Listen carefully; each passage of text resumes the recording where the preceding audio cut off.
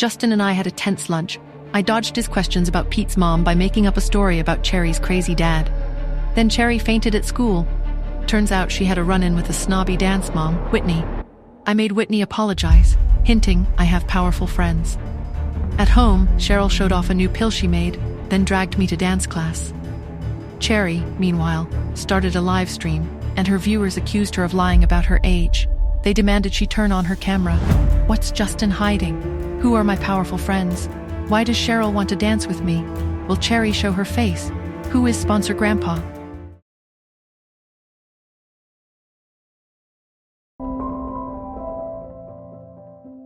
Cherry's voice came without hesitation. Who says I won't turn on the camera? The response was immediate. Turn it on. You're a loser if you don't. No way this person is a kid. Voice changer for sure. Sponsor Grandpa. She's telling the truth. Sponsor Grandpa's quiet defense stood out among the chaos, but it didn't stop the taunts. Fine, give me 1 minute, Cherry said. With a few quick clicks, the camera activated. Then, her face appeared on the screen. The bright-eyed, pouty face of an 8-year-old girl. A delicate white feathered mask covered the upper half of her face, leaving only her wide eyes visible. Wait, what? Sponsor Grandpa. Told you. Cherry leaned back in her chair. There, I turned on the camera. I wasn't lying. All of you should apologize to me. I'm sorry. I can't believe I was wrong. Back at Smith Mansion, Ian Smith was on his bed, eyes locked onto the screen. Cherry's live stream played, her bright, infectious laughter filling the silence around him. There was something about her, that carefree smile, the way her eyes sparkled with mischief, that reminded him of something. A sense of déjà vu crawling up to his memory. Where have I seen her before? He muttered to himself. Then he just smiled and said, maybe I'm just bored. He scoffed softly. Or maybe she's too damn adorable. He was ready to close the app when a message came from Sweet Cherry. He replied, how exactly would you guide me? He hesitated at first, but then he logged in. Almost instantly, a friend request from Cherry Smith popped up on his screen. He accepted. Suddenly, his inbox flooded with images, screenshots, emojis, and pictures of the characters she loved most in the game. All from Cherry. Then came a voice message. Sponsor Grandpa. I'll take care of you from today. You have to log into Facebook every day and send me a message, okay? We have to maintain the ties of our friendship. Ties? Ian typed. He shook his head, smiling.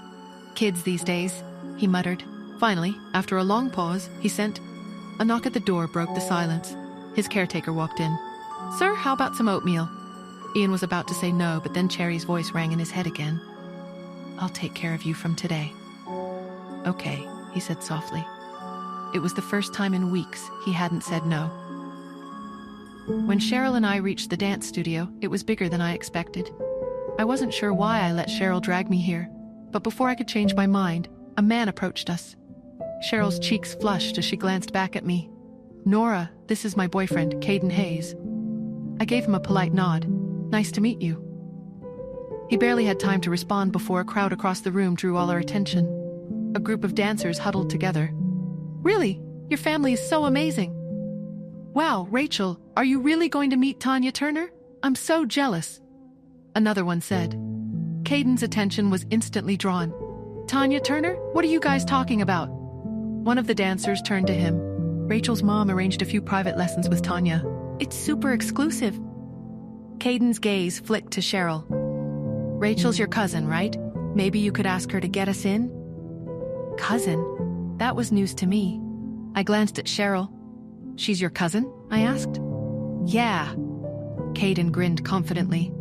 Her uncle's daughter. I'm sure she'll help if Sheril asks. Before Sheril could even respond, a voice rang out across the studio, deliberately loud enough for everyone to hear. Oh, you want me to get you in, Sheril? Rachel. She strolled over.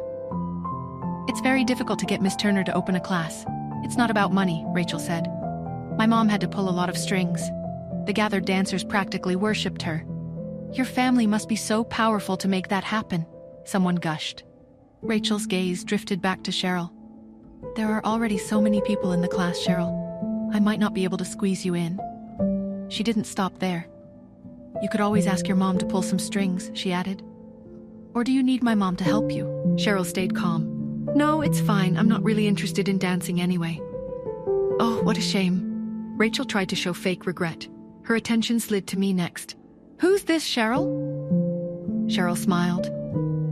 This is Nora, my eldest aunt's daughter. Rachel tried to sound excited. Oh, so that's who you are. No one would ever believe you have kids with a figure like that. Everyone gasped, and soon whispers came from everywhere. She has kids. What's someone like her doing here? Sheril stepped forward. Rachel, that's enough. Nora's just here to learn to dance. Rachel grinned. Oh, then does she have a partner yet? Sheril glanced around the room, but Rachel's little stunt had left everyone hesitant to volunteer. I shook my head slightly, smiling just enough to keep things casual. It's okay, Sheril, I'll just watch you dance. Sheril started to object, but I cut her off. It's fine, really. The instructor arrived, calling for everyone to pair up. I leaned back against the mirrored wall, scrolling through my phone, only half watching. Caden and Sheril were dancing now, and I had to admit, Caden was good. He's a good dancer, I muttered under my breath. They moved well together, smooth, fluid, natural. As they twirled past me, Sheril shot me a bright smile. Caden and Sheril moved across the floor effortlessly, his hand resting firmly on her waist as he guided her with ease. They looked good together, and it didn't take long for the other dancers to stop and watch them. Sheril's eyes fell on Nora as she danced past her. Caden, why don't you dance with Nora later? She asked. Caden's steps faltered for the briefest moment. I wasn't sure if I should say this, he muttered, but I don't think you should associate with Nora. Someone in her situation probably got around, if you know what I mean. Sheril froze mid-step, her body stiffening. You don't even know her, she said sharply. Why would you say that? Caden's discomfort was clear. He tried to laugh it off, but it came out forced. Okay, I won't say anything else, he shrugged. But let's be honest, she doesn't look like she's danced before. I'm a professional. I doubt she'd be able to keep up. The song ended, and Sheril immediately stepped away from him. She didn't say a word, just turned on her heel and walked straight toward Nora. Across the room, Rachel was watching, her fists clenched with jealousy. Dancing with Caden makes her look competent, Rachel muttered to herself. Sheril was halfway to Nora when she paused, and there was Caden, standing beside Rachel. He wouldn't even meet Sheril's eyes. I'm having the next dance with Rachel, he said. Sheril's breath caught. She turned back to face Caden and Rachel. What? The word barely escaped her. Rachel's hand was already resting on Caden's arm, her smile sweet and poisonous all at once. Sorry, Sheril, she said. My partner and I don't quite match. Caden's the best dancer here, so I thought if we paired up, Miss Turner might give him some extra pointers. You don't mind, do you? Sheril's hands trembled at her sides. Are you sure you want to do this, Caden? Her voice was almost broken. Caden avoided her gaze entirely. You know, I'm a professional dancer, he said, his voice quieter now. I want to compete internationally. If I can get pointers from Miss Turner, it'll be good for my career. Sheril took a breath, a sharp, painful inhale. I'll let you choose, she said firmly. Either you dance with me, and we stay a couple, or we break up, and you can dance with whoever you want. Caden scoffed. You're being unreasonable, Sheril. Beside him, Rachel tilted her head. I'm just asking him to dance with me, not marry me, she said. Why are you making such a fuss? How can you hold Caden back like that? Then, with the grace of someone who knew exactly how to twist the knife, she added, It's your family who can't get Missy Turner's attention. You're stopping me from helping him? If you could have gotten Caden a class with her, he wouldn't have needed to dance with me. I had been leaning quietly against the wall, my phone idly in my hand, watching the entire exchange unfold. That was when I stepped forward. Who says the Andersons can't get Tanya to teach us? The silence was a sudden heavy blanket.